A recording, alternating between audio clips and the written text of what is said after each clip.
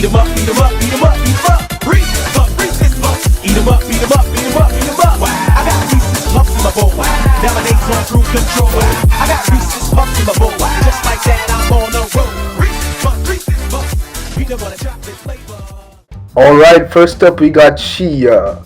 There are no script to these parts. I am just going to be talking into the mic. Okay, so Shiya made a really cool boomerang enemy.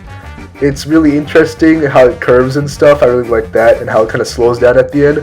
I also like how it's slow at the start, so you can kind of see where it's coming from, so it doesn't get you up too fast. So that was pretty cool. Apparently she did this while like moving, like she spent the winter break moving to a new house. So I don't even know why she did this in the first place. This was not a mandatory thing. It's just, I love the dedication there. Really, it's really commendable.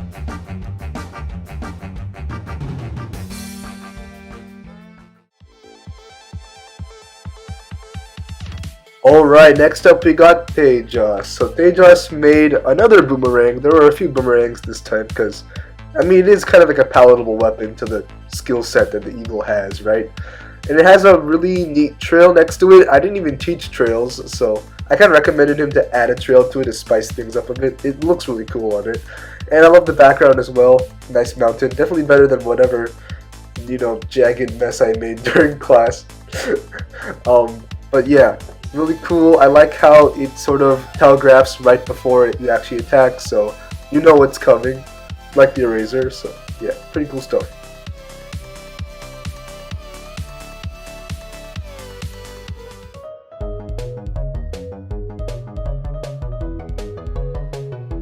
Alright, so now we've got Jayden's, and I really like Jayden's because it takes a really unique approach to stuff by actually helping the player. So while he also made the boomerang, which is pretty good in its own right, he also made the shield power-up, and I really love the shield power-up because basically when you get the shield power-up, you get a bubble around you that makes you invulnerable to the next hit. This is awesome because I did mention that you can make power-ups that actually help the player, like I did with my game controller and stress. And Jayden was really the only person who actually did this, so that's really cool and unique. Awesome, great job, man. One last thing I'd like to highlight about this is that he used the invoke function, which I didn't think I really covered in class that much.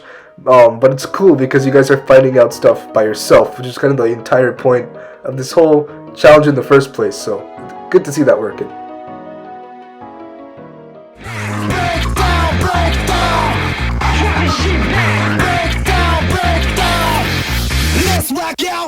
Nice, so here we've got Adrian's project. So he made a massive saw blade that kind of goes in a sine wave sort of motion. It's really cool.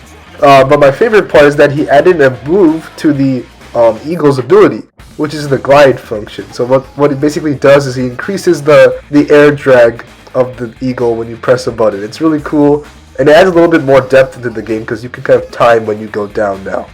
Interesting stuff. Great job, Adrian.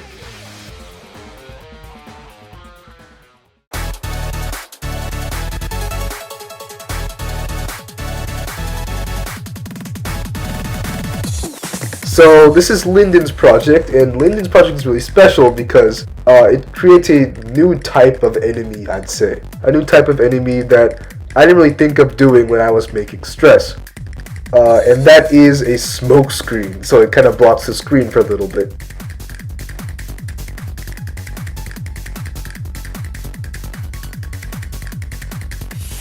So yeah, really interesting stuff. I'm glad he came up with a really cool new sort of mechanic that hasn't really been seen before.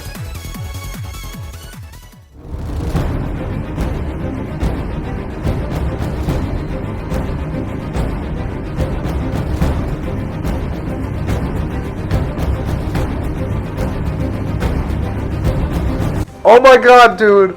Oh my god, it's a dragon! It's a boss fight! He actually I didn't think it was possible, but he did it! Yeah, so Brandon made a whole ass dragon boss fight. This is the coolest thing ever.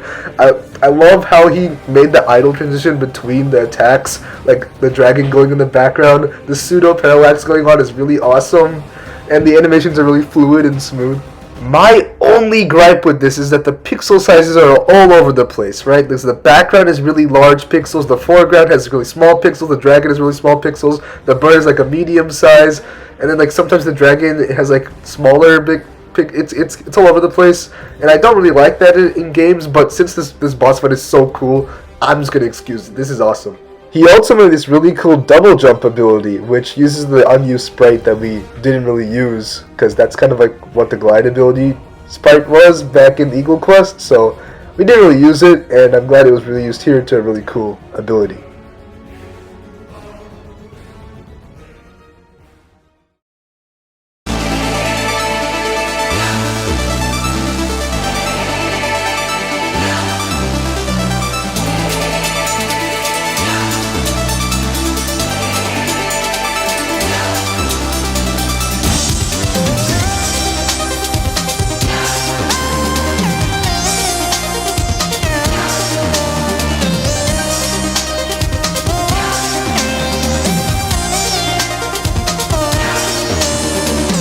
Whoa!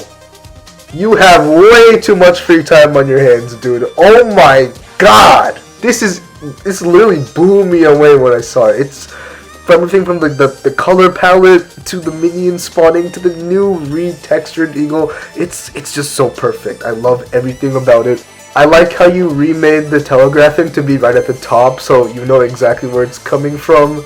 It makes it more clear to some other players that might not know how this exactly works. I love the weird text in the background, like you made up your own language, I guess. This was just like really awesome. I really loved how you completely changed the game altogether. It's not the same game anymore, is it? It's awesome. I love this so much.